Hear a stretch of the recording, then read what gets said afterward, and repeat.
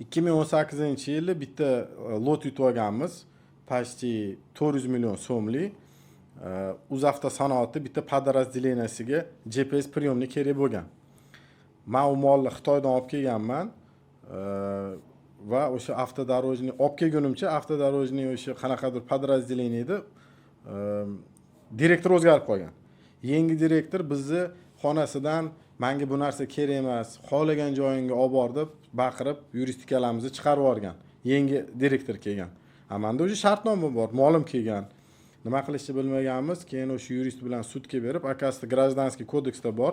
Siz olib kelgan narsa podzakaz bo'lsa, spetsifik bo'lsa, endi u GNS priyomnikni men ko'chaga yoki OLXga qo'yib sota olmayman-da. Bu juda spetsifik narsa. Buni oladigan o'zi bir nechta korxona bor O'zbekiston Respublikasida. Shuna qilib sudga berib, sudda shuni dokazat qilib, sud qarori bilan oldirganmiz. O'sha ikkinchi marta mol topshirgani borganimizda direktor boshqacha, muomalali, yaxshi, chunki meniyalarni ham qo'shganmiz ustiga. Bular mol qabul qilmasa, meni pulim muzlab qo'yadi, upущенный выгода bo'lyapti. U ham 0.5% Гражданский kodeksda yozilgan har kunga.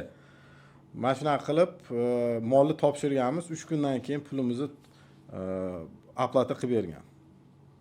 Nima demoqchiman bu gapim bilan? Har doim ham tender, silliq cho'tga o'tmaydi. Bir xil joylarda ozgina kurashib, ozgina davleniya berish kerak.